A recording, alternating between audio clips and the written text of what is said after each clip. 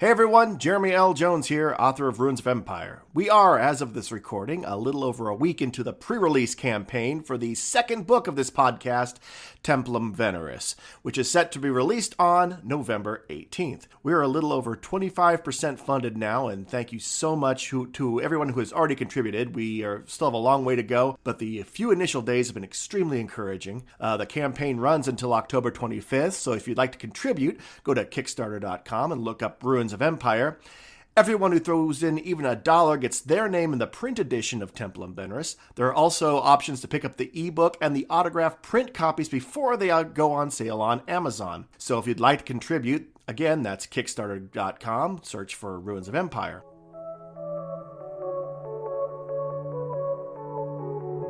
And now, for the final story in the Darkness of Titan series. This is a set of short stories set in the time leading up to the events in Saturnius Mons.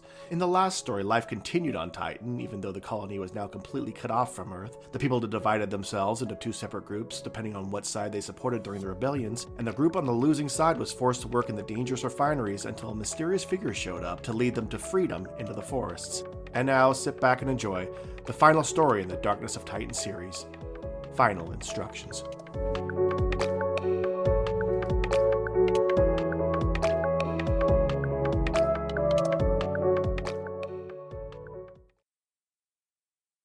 Companio left 10 instructions to Samuel Hillman, the first Houston of Titan, and I've lived my life by them.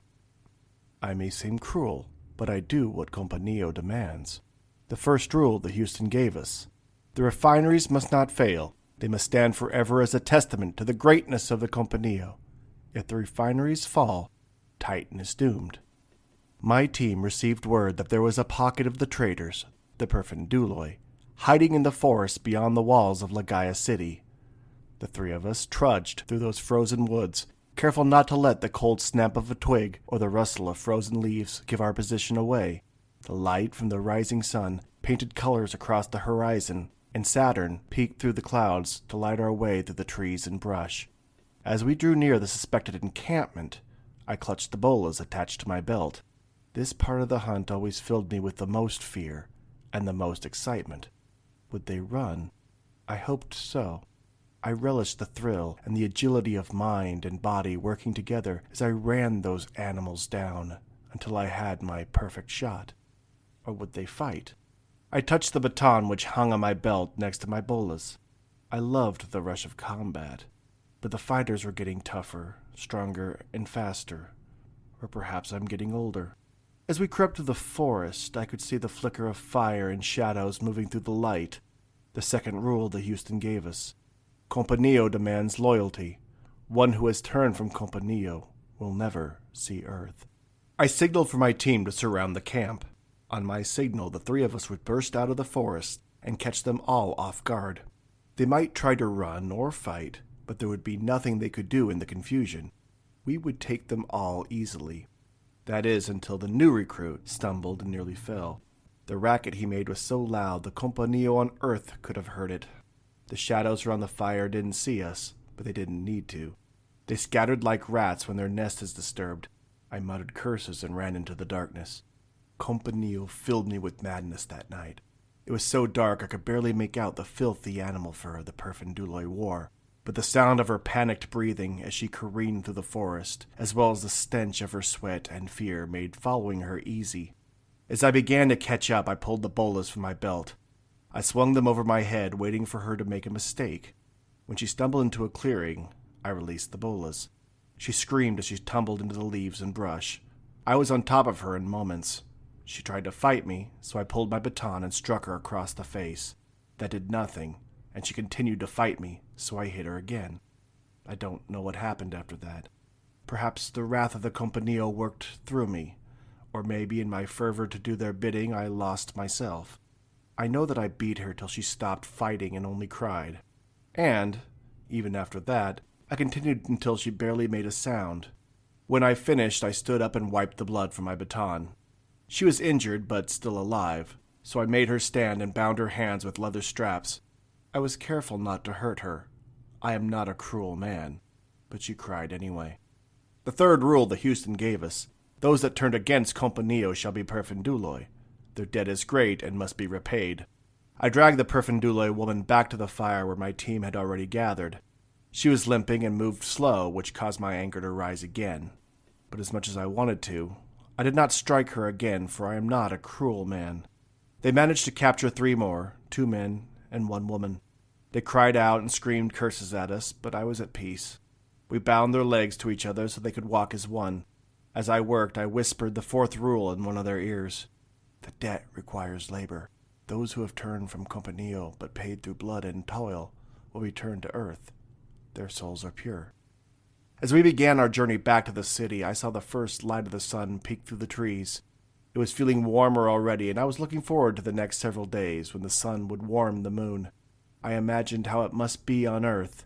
The ancient tales of places where one can roam without heavy clothing or indeed any clothing to protect one from the cold. There are places where the water is so pleasant one might even bathe in a lake or even an ocean. The thought made me smile as I followed behind those we captured. Because of my work, my place on that perfect world was secure, and, so long as these people tended to their duties, so was theirs. How could I be cruel when my actions would create so much happiness? The 5th rule the Houston gave us. Most blessed are those who lead Perfinduloi to the Compañía. They are wise protectors and mechanics for broken spirits. I was lost in thought when the movement in the trees caught my attention.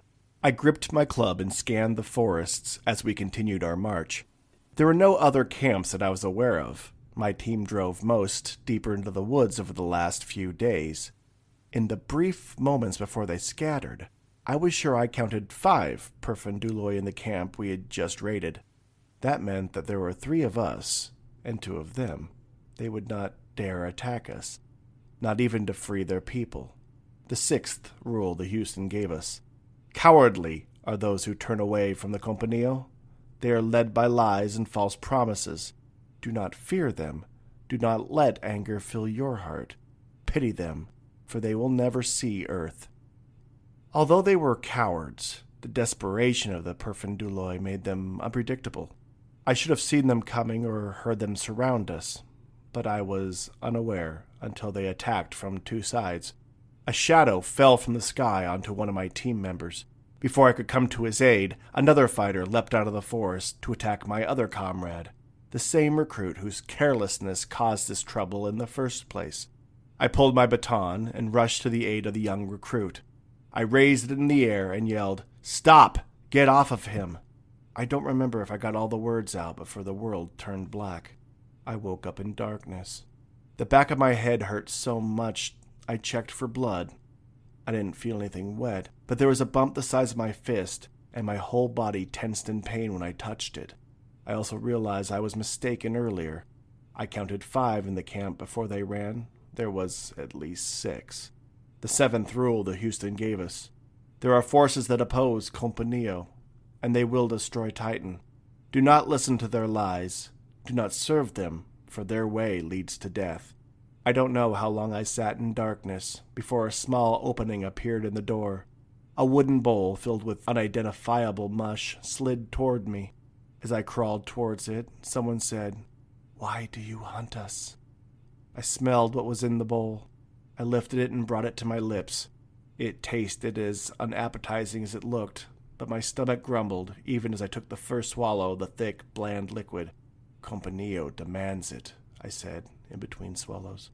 "My sister was one of the ones you captured. The others who were with you, they said that you beat her." Her face flashed in my mind, as well as her cries as she kicked, punched, and tried to escape. I didn't know, at the time, if I was angry at her or the careless young man on my own squad who caused all this. "I was trying to save her," I said. "She's hurt badly. They say there is bleeding they cannot stop." "I'm sorry," I said. There was hatred in his voice when he replied, "They are going to kill you for what you did." I laid down and tried to see the person on the other side, but there was nothing but bright white light. "Do what you must. I follow Compañía, and when I die, I will see Earth." The small hatch closed, and I was left in darkness. Time passed. I don't know how long. The only thing that ever broke the long darkness was the brief moment when the small hatch at the bottom opened, and another bowl of bland gruel slid through. One day when the hatch opened, I asked the question. When am I to die? Soon, the voice spat. He slid the bowl through the hatch and collected the empty one next to it. How's your sister? I asked. There was a long pause before he answered. Dead. Darkness again. More time passed. I slept when I could and stared into the blackness the rest of the time. One day the hatch opened and, along with the bowl, came the words, You will die in 3 days. I'm sorry about your sister. Silence for several seconds. I swear I could almost see a face trying to see into the darkness. Yes, well, they would have killed her anyway. What do you mean? I whispered. They have made a deal with those in the city to stop the hunts. They will give us to them, and we will work in the refineries till we die. Those that die will see Earth. The debt will be paid. Another long pause. Tell me about Earth, he whispered. For the next couple of days we talked for a while, every time he brought my food. He asked questions about the Compañía and the world our people left behind. He seemed intensely interested in the stories and legends of the past. I was happy to have something to pass the time.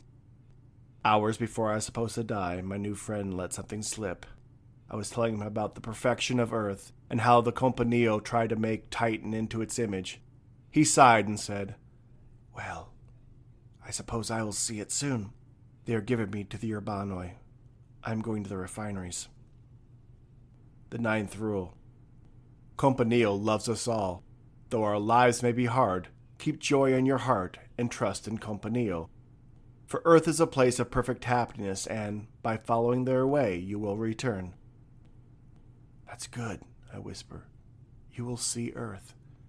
Maybe I will be there to find you. Yes, maybe, he said. A few hours later, the lock clicked, and the door slid open. I was in darkness so long that the light from outside stung my eyes. It took some time before I saw my new friend for the first time. He was a young Perfinduloi with a scraggly beard and dark eyes. He adjusted the mammoth fur around his body and held his hand out for me. He helped me to my feet and said, This is a good thing I've done, yes. If I free you, I will see Earth. I will not go to the refineries. I smiled and got to my feet. You have done a good thing. Compañía will reward you. He looked both ways and added, You must be quiet. If they hear you, they will kill you and me. He led me through the corridors and through a door. The light outside was dimming, which meant that I was in that place for nearly 7 days. Once we got out, I looked back and saw it for what it was, an ancient metal wreck. It looked vaguely like the pictures and carvings of the ships that carried the Compañía to Earth many centuries ago, except crushed, broken, and overgrown with creepers and brush. My friend saw me looking at the wreck and said, The elders say it belonged to the Compañía. They say the people in the city rebelled. When the last of the Compañía tried to escape, and gone to attack, and made it crash here. I put my hand on his shoulder. Compañía is not dead. The Houston speaks to them, and he will speak highly of you for what you have done today. My friend smiled with pride, and we disappeared into the forest. As we walked, he eagerly asked me more questions about Earth. Is it very cold there? No, I said. The temperature is always perfect. One can walk outside naked if they choose. Are there forests like this one? Of course. But bigger and more impressive than anything here. People live among the lush green trees, eat the fruits of nature, and hunt plentiful birds and animals. One does not need to work. Why would the Compañía ever leave Earth? I have no answer for that, so I fall back on a common explanation used by the Houston.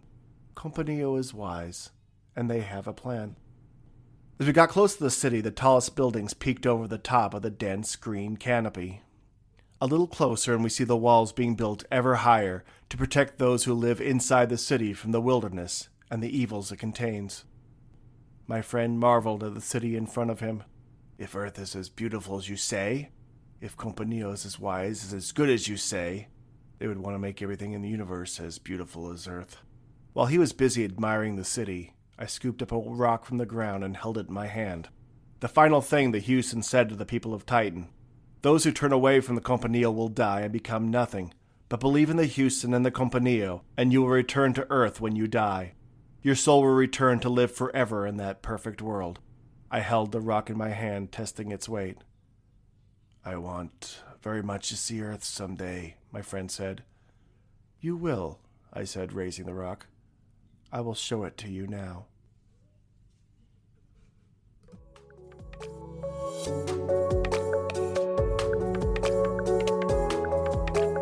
You've been listening to The Ruins of Empire, The Darkness of Titan, a special release from the Ruins of Empire project.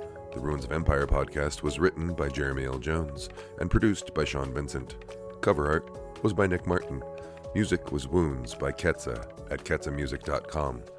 Licensed under Creative Commons 3.0 license.